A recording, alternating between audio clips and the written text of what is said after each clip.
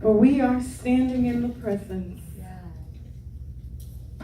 And in his presence there's fullness of joy. Yes, Lord. And at his right hand there are pleasures forevermore. How can we not bow in his presence? My God. Has nothing to do with who the praise and worship leader is. That's it, Lord. Has nothing to do with who the moderator is. Amen. Amen. But the fact that the Holy Spirit is here. My God. How could you not bow in his presence? How could you not be in awe of him? How can we not give him worship? Hallelujah. That our worship would be a sweet smelling savor unto his nostrils. For we are standing on holy ground. And I thank God for his grace, his mercy. Grace, mercy, and peace. Yes, Lord. His grace to give us the strength to go through and to embrace our altar of sacrifice. Come on, Jesus. His mercy that enables us not to be crushed by the weight of the sacrifice. Thank you, Lord. And his peace that keeps us as we become the living sacrifice. Glory to God. Excuse me, I have heard the grace, mercy, peace. But not until this week did it become relevant. Yes. His grace allows us to go through. It wasn't because we're good enough or strong enough. That's it. His mercy, Come on, Jesus. he didn't allow it to kill us. Wow, Lord. And Yes. his peace kept us from going to 45th Street, Columbia Hospital, Come on, Lord. or as some people have not experienced his peace, have taken their own lives. Yes. Not realizing that he is the all-sufficient God and that we have become the living sacrifice. That's not in my notes, but we give him free course to have his way. So the title of this program is Embracing the Altar of Sacrifice. Yes. Can you really embrace, when you think of it, can you really embrace your altar of sacrifice? Not necessarily thinking of the altar as a place, like maybe the podium or here, but your body, your temple is the altar of sacrifice. Amen. Can you outstretch your arms and say, I am the altar of sacrifice? I am the altar of sacrifice. Can you really embrace it? Remember now, Yes. I am the altar of sacrifice, and I'm going to welcome him My Lord. to be the altar of sacrifice. Remember that there's going to be a fire kindled. Thank you, Lord. So this altar is a living sacrifice. He's going to put some fire to it.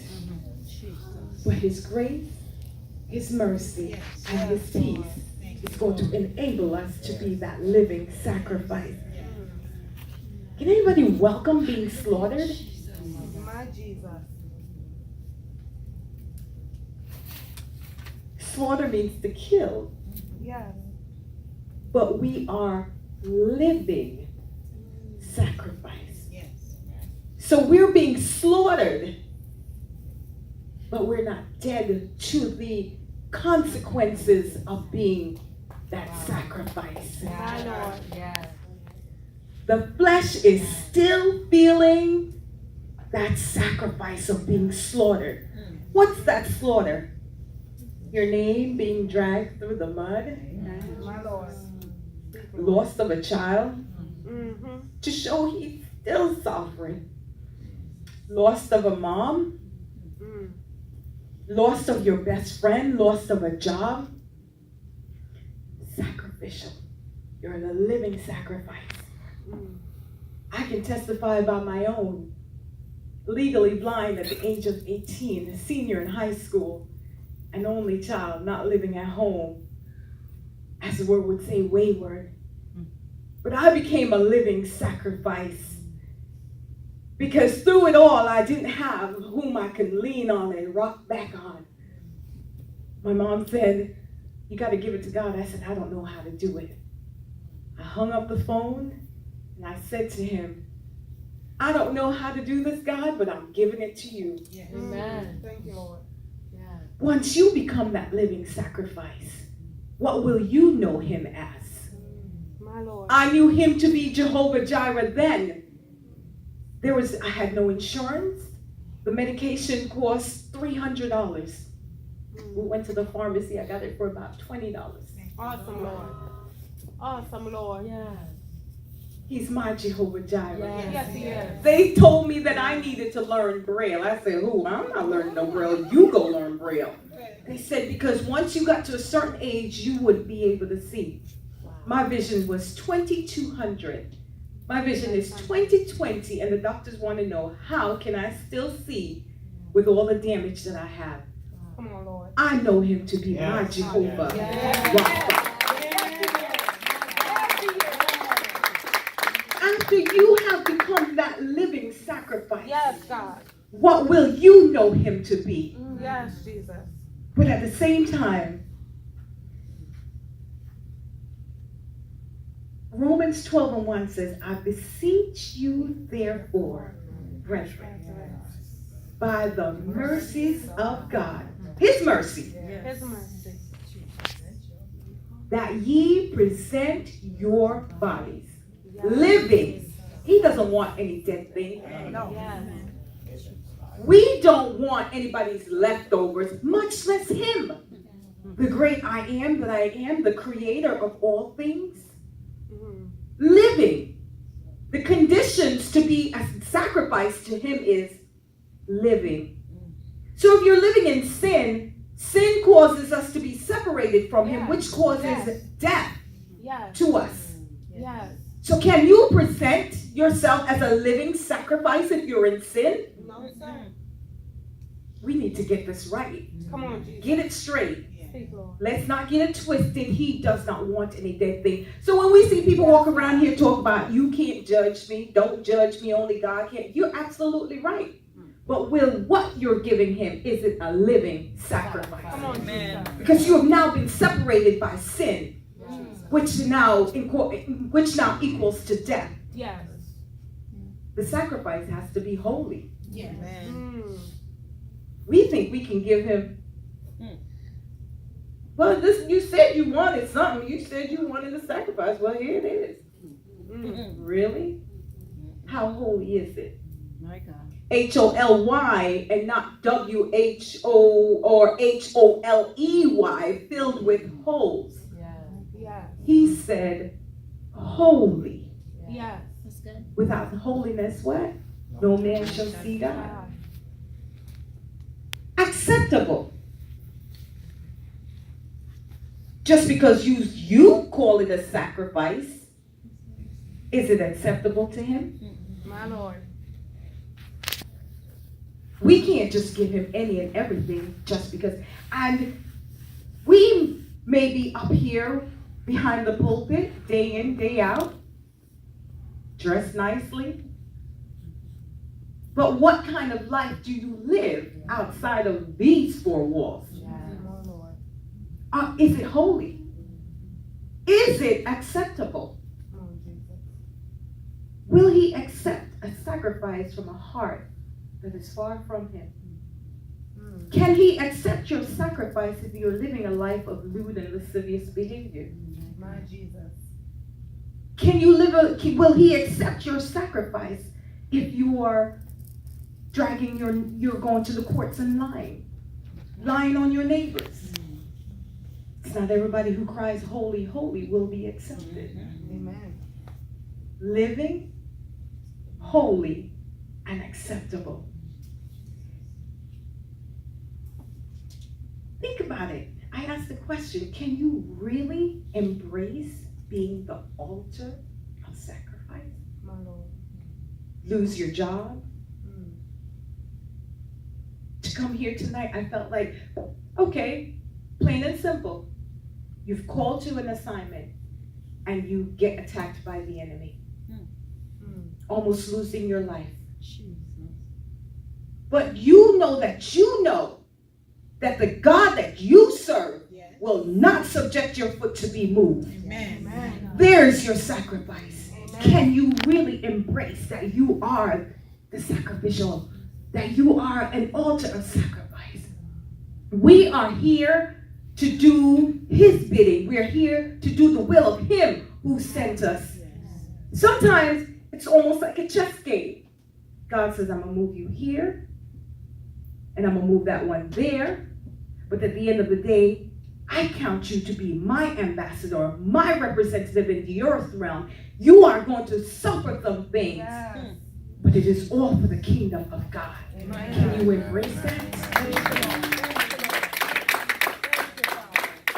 You might think, but God, it hurts. You are loving and a kind God. He said, but my will be done on earth as it is in heaven. And my will is to place you here so that I can get to him over there. So that I will get the glory out of you and him and her. Can you embrace being a living sacrifice? Yes, Lord. This life that we live on this earth, we are spiritual beings in the human vessel experiencing human things. But we've got to condition our mind that we're not here for ourselves. Amen to that. We're here to do his bidding. Thy will be done on earth. And God, if that means even use me. Yes. We holler, if you can use anything, Lord, you can use me. Really? That's it. Come on, Jesus. For your glory, I will do anything. Till he takes that one thing that you love the most. Or that one person who's the closest to you who has just now sold you out like Judas. Can you really embrace the altar of sacrifice? Jesus. You are a living sacrifice. Yes, God. He is the King of Kings and he is the Lord of Lords, and he is the great I am that I am. Yes. He is sovereign. So this life that we live on a daily basis, though we incur the tangible goods, the house, the cars, the land, we're successful. We don't want to be seen lackadaisical and slothful and not going out there. If a man don't work, he don't eat. We want to be vibrant. We want to be able to can say, people won't look at you and say, oh, what that gal good for nothing. Come on, Jesus. Right? Come on now.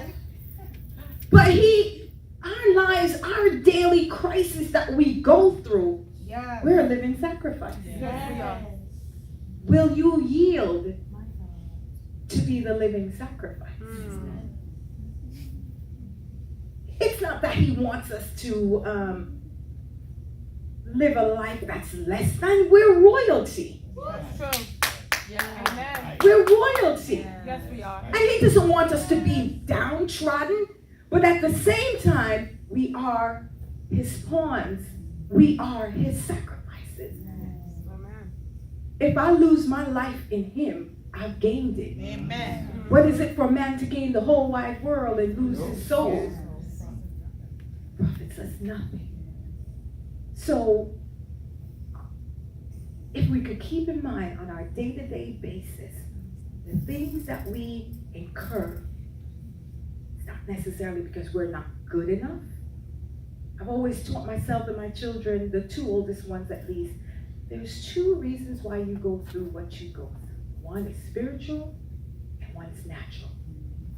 Why are you going through what you're going through? God is trying to call your attention to something. Yes. And or he needs to use you to get to what he needs done in your life. Because his plans for us are greater than our plans. Amen. And so we become that sacrifice where he says, well, today I need you to be a doormat. Come on, Lord. Because through you becoming the doormat today, they get to see Christ in you. Thank you. Can you embrace Come on, Jesus. being the altar of sacrifice? Mhm. Above all things, I wish that you would prosper and be in good health as thy soul does prosper. Come on, Jesus. He didn't just bring you from earth to suffer and then death. But he is the great I am that I am. And he says, if you suffer with him, you shall reign with him. Embracing the altar of sacrifice. You are a living sacrifice. Don't feel good, but I give God thanks for his grace, mercy, and peace allowing us to go through it. Thank you, God. Amen.